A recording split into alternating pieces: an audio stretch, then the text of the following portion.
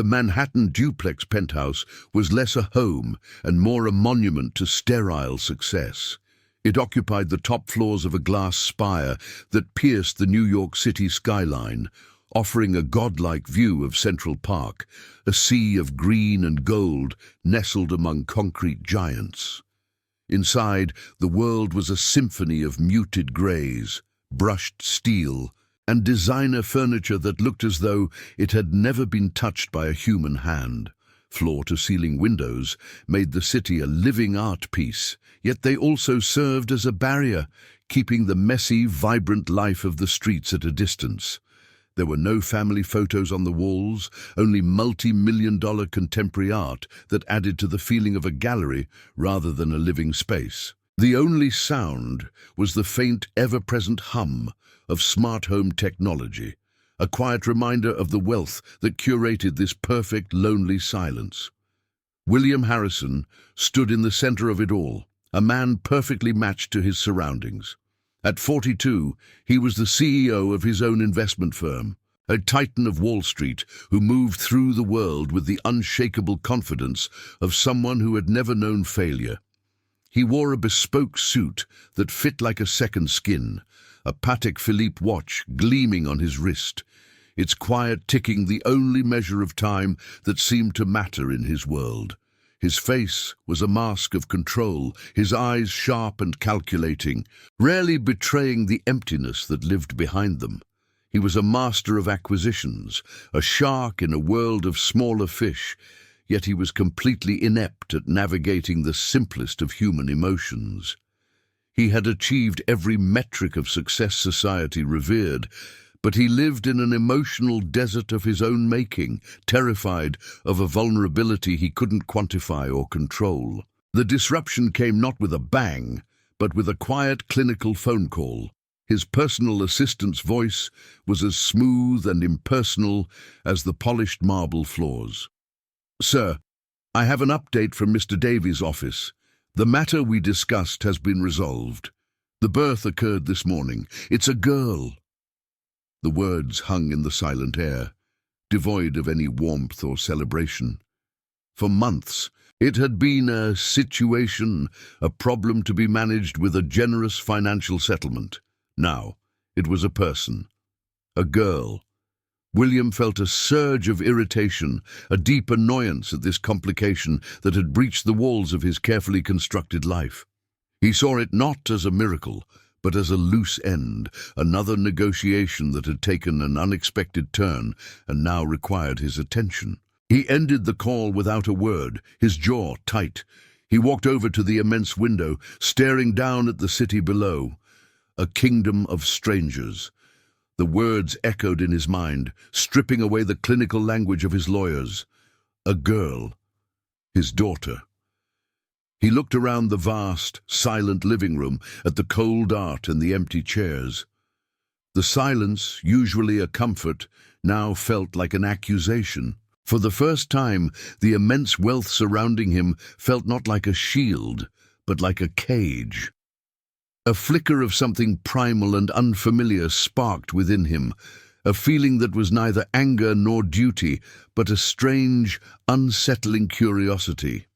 It was a pull towards the chaotic, raw world outside his glass tower, towards a city hospital where a tiny, helpless being, a part of him, now existed. These are the moments that define a life, the unexpected turns that force us to confront who we truly are. Subscribing to our channel helps us to keep bringing you powerful stories about these very human journeys. The journey from the hospital back to the penthouse was a surreal passage between two separate universes. The chaotic, fluorescent-lit world of life and death faded in the rearview mirror, replaced by the hushed leather and polished wood of William's luxury sedan. He drove with a rigid formality, his knuckles white on the steering wheel, his mind a storm of conflicting impulses. He had acted on something primal, an instinct he didn't recognize, and now the consequences were sitting in the passenger seat. Elena was a silent statue, her gaze fixed on the tiny, sleeping bundle in her arms. She clutched their daughter Laura as if she were the only anchor in a world that had been violently upended. The city lights blurred past the tinted windows, a dazzling but distant spectacle that no longer felt like William's kingdom, but a foreign land he was only just beginning to navigate. Upon arriving, the vast, silent penthouse seemed to reject their presence. The cool air, usually a comfort, felt sterile and unwelcoming. Laura's tiny form and Elena's quiet humility were starkly out of place against the backdrop of multi-million-dollar art and minimalist design. William, feeling the familiar ground of control slipping away, immediately resorted to the only tool he knew: wealth. He gestured awkwardly toward a state-of-the-art nursery he'd had installed overnight, complete with a smart crib that promised to analyze sleep patterns and a closet full of designer baby clothes. He spoke of the highly recommended nanny who would be arriving in the morning, listing her credentials as if he were closing a business deal. He was trying to manage this new, terrifying variable in his life, to contain it with expensive solutions, but Elena's soft, weary expression told him he was missing the point entirely. The first night shattered his illusion of control. The penthouse, usually a sanctuary of perfect silence, was pierced by the raw, insistent cries of a newborn. The expensive nanny, for all her experience, was flustered, her textbook methods failing against Laura's distress. William stood in the doorway of the nursery, a helpless, irritated spectator to the chaos. Then Eleanor, moving with a quiet grace, stepped past him. She lifted Laura from the high-tech crib, and the simple human act of holding her close began to work a magic that technology could not replicate. She hummed a soft, low melody, a lullaby from her own childhood, and the baby's frantic cries slowly subsided into soft, contented sighs. In that moment, William witnessed a form of power he'd never known, not of dominance or wealth, but of unconditional, patient love. In the days that followed, a strange and awkward rhythm began to form. William retreated to the safety of his home office, burying himself in market analyses and conference calls, yet his attention was constantly pulled toward the new life unfolding in his home. He watched Elena from a distance, mesmerized by her devotion. He saw the way she spoke to Laura in gentle tones, the tired but profound love in her eyes during late-night feedings, the innate understanding she had of every whimper and sigh. He, the master of this glass tower, felt like an intruder in his own space. The life he had so meticulously constructed now seemed hollow and superficial compared to the powerful, elemental bond he was witnessing. The silence he once craved now felt like an accusation, amplifying his own emotional inadequacy. A week into their strange cohabitation, a small moment shifted everything. The nanny had the evening off, and Eleanor was visibly exhausted, struggling to calm a fussy Laura while preparing a bottle. William, propelled by a feeling he couldn't name, part guilt, part a desperate need to connect, stepped out of the shadows of his study. "Let me," he said, the words sounding foreign on his own tongue. Elena looked up, surprised, but a flicker of gratitude in her eyes encouraged him. She guided his large, clumsy hands, showing him how to support Laura's head, how to hold the bottle at the right angle. As the baby finally settled, her tiny hand wrapping around his finger, a jolt went through him. It was a connection so pure and simple, it bypassed all his defenses, cracking the foundation of his emotional fortress. That small opening became a gateway. William started to emerge from his shell, not by grand design, but in small, hesitant steps. He learned the awkward choreography of changing a diaper, the delicate process of burping a baby, the profound peace of holding his sleeping daughter against his chest. He began to make excuses to leave the office early, the pull of home stronger than any billion-dollar merger. His conversations with Elena changed too. He stopped seeing her as just the housekeeper or Laura's mother and started seeing her. He asked about the small town she grew up in, about the family she missed so dearly, about the dreams she had put on hold. With each shared story, another brick crumbled from the wall around his heart, revealing the man who had been buried underneath. But this newfound vulnerability was a terrifying landscape. The tenderness he felt for Laura and the growing admiration he had for Elena unearthed a deep-seated fear. He was haunted by the ghost of his own father, a powerful but emotionally absent man who had taught him that affection was a form of weakness. William was terrified of repeating that legacy, of failing this tiny human in the one way that truly mattered. This internal war made him erratic. One moment he would be laughing as Laura grasped his nose, a truly happy man, and the next he would retreat into a cold, professional distance, the armor of the CEO locking back into place. He was drowning in an emotional sea, and he didn't know how to swim. The world outside the penthouse walls was not kind. News of his sudden fatherhood and the presence of his former housekeeper in his home rippled through his elite social circles with a predictable mix of shock and scorn. At the firm, his partners viewed the situation as a dangerous liability, a messy personal affair that could signal instability to their investors. His supposed friends made thinly veiled jokes at the club, their words dripping with condescension. This external judgment fueled his deepest insecurities, tempting him to hide this new, fragile part of his life away. But the thought of concealing Laura and Elena, of treating them like a shameful secret, now felt like the ultimate act of cowardice, a betrayal he was unwilling to commit. Elena was not blind to his struggle. She saw the conflict in his eyes every day. She also felt the undeniable current of affection growing between them, a tender bond forged in the quiet, shared moments of parenthood. Yet her own fears began to surface, sharp and painful. She loved the man she was beginning to see, the one who looked at his daughter with such raw wonder. But she couldn't escape the question that haunted her. Was any of it real? Was she simply a component of a convenient arrangement? A live-in mother for the child he hadn't planned for? She dreaded the idea that she was just another one of his acquisitions, her love a commodity in a gilded cage. Their unspoken tensions finally broke the surface one evening. In a quiet, halting conversation, she laid her heart bare.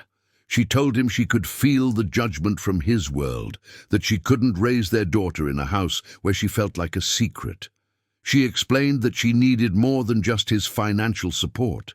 She needed his respect, his choice. She needed to know that he saw her, not just the mother of his child. William, cornered by an emotional honesty he was unequipped to handle, faltered. He spoke of trust funds and private schools, offering solutions of security and luxury, completely missing the plea for genuine, freely given love that was right in front of him. That conversation crystallized Elena's resolve. She realized that to find the truth, she had to risk everything. She couldn't let their life be defined by obligation or circumstance. For her own dignity, and for Laura to one day understand the meaning of a love that is chosen, she had to leave. It was an act of profound strength, not of anger. She was giving him the ultimate freedom, the space to discover who he was, without her and their daughter there to define him. It's in these moments of impossible decisions that our true character is forged. We are so grateful for your subscription, as it helps us continue to share powerful stories about these crucial journeys of the human heart. A few days later, William came home from a grueling day of meetings to a silence that was profoundly different. It wasn't the peaceful quiet of a sleeping baby. It was the hollow, echoing silence of absence. The expensive toys were neatly put away, the nursery pristine and unused. On the pillow of her bed, he found a simple, handwritten note. There were no accusations, no bitterness, just a few lines explaining that she and Laura had gone back to her hometown, back to a life where they belonged. The note fell from his trembling hands. The penthouse, His symbol of ultimate success suddenly felt like a tomb. The loss was a physical shock, more devastating than any market crash, and for the first time, William Harrison was utterly and completely alone. The first days without them were a descent into a hell of his own making. The silence in the penthouse was no longer a symbol of control, but a suffocating void that amplified every regret. At a critical board meeting, while his partners discussed a multi-billion-dollar acquisition, William stared out the window at the distant city, seeing nothing. The numbers on the screen were meaningless, the voices in the room just noise. He saw Elena's face, heard Laura's faint cry, and felt the crushing weight of his failure. In a move that sent a shockwave through the room, he stood up mid-sentence, his chair scraping against the marble floor. He didn't offer an explanation. He simply walked out, leaving behind the deal, his partners, and the entire life he had built, driven by a singular, terrifying clarity. None of it mattered without them. He was no longer running a company, he was running toward his own salvation. He drove for hours. The sleek luxury car, a jarring intruder on the quiet country roads of upstate New York. The landscape shifted from concrete and steel to rolling hills and small, humble towns where life moved at a different pace. He felt like a foreigner, stripped of his power and status, just a man in a rumpled shirt following a desperate hope. When he finally found her address, it was a simple, modest house with a slightly worn wooden porch and a yard filled with autumn leaves. Through the front window, he saw her, not as a housekeeper, but as the center of a warm, loving home, gently rocking Laura in her arms. The scene was so pure, so complete without him, that a wave of fear almost made him turn back. But the thought of returning to that empty silence was infinitely more terrifying. He got out of the car and walked up the path, each step feeling heavier than the last. The sun was beginning to set, casting long shadows and painting the sky in hues of orange and purple. Elena saw him through the screen door, and her expression was a complex mixture of shock, caution, and a flicker of something he prayed was hope. She stepped onto the porch, holding Laura close, as if to shield her. He stopped a few feet away, his usual confidence completely gone, replaced by a raw, aching vulnerability. "Elena," he began, his voice raspy and unfamiliar, The penthouse is so quiet. I never realized how loud silence could be until you were gone. It's not a home, it's a building, a very expensive, empty building." He wasn't making a case. He was confessing a profound, soul-crushing truth.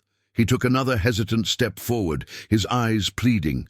"I spent my whole life avoiding feelings, controlling outcomes, building walls. I thought that was strength. I was wrong.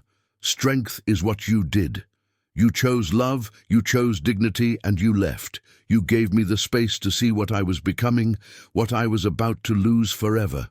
He looked from her to the sleeping baby in her arms, his heart breaking open. "I didn't drive all this way for my daughter, Elena. I came for my family, and my family is the two of you. Not in my penthouse, not on my terms. Wherever and however you'll have me. I'm not offering you security or money. I'm offering you me, all of me, the broken parts, the scared parts, everything." Elena searched his face, her own eyes filling with tears. She saw no trace of the tycoon, no hint of the master of the universe.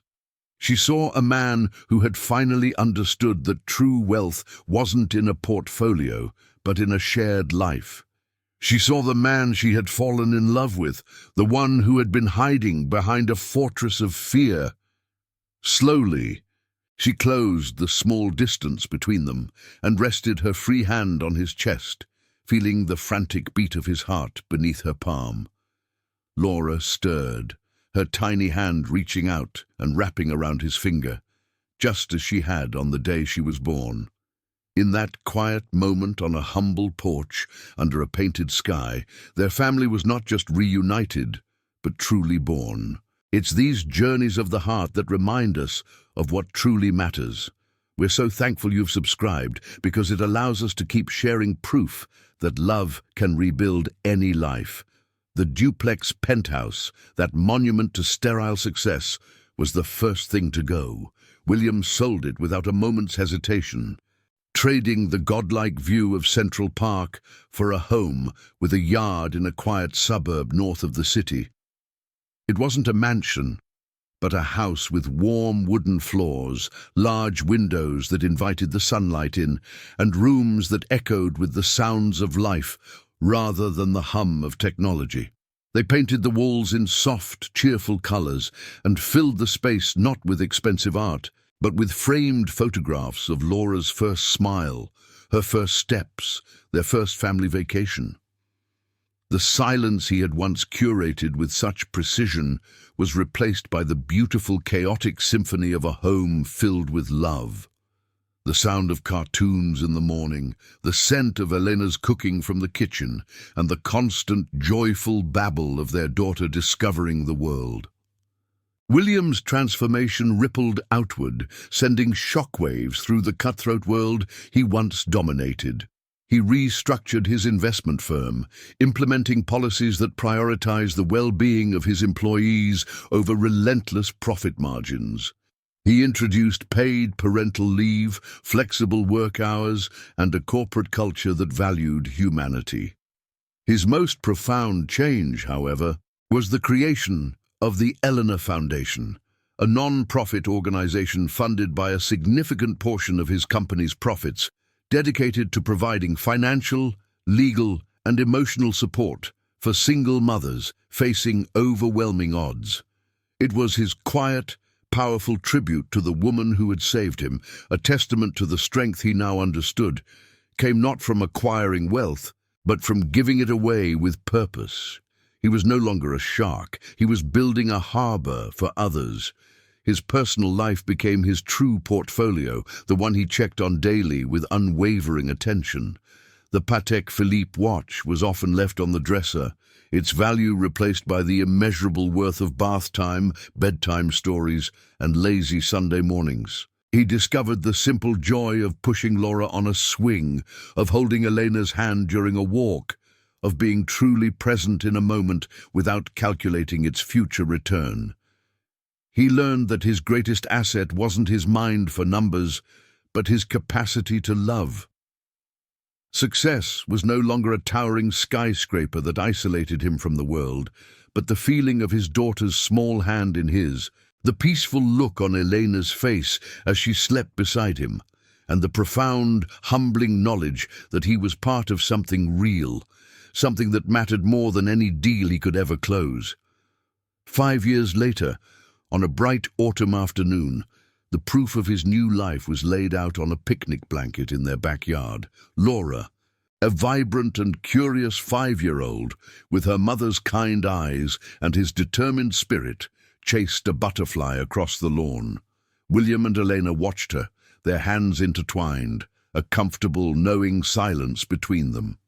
Later, he showed Laura how to plant a small maple sapling in the corner of the yard, his large hands guiding hers as they packed the soil around the fragile roots. He was teaching her about growth, about patience, about putting down roots in a place of love.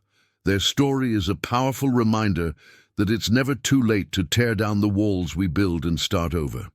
Thank you for subscribing, because your support is what allows us to continue sharing these essential testaments to the enduring power of the human heart.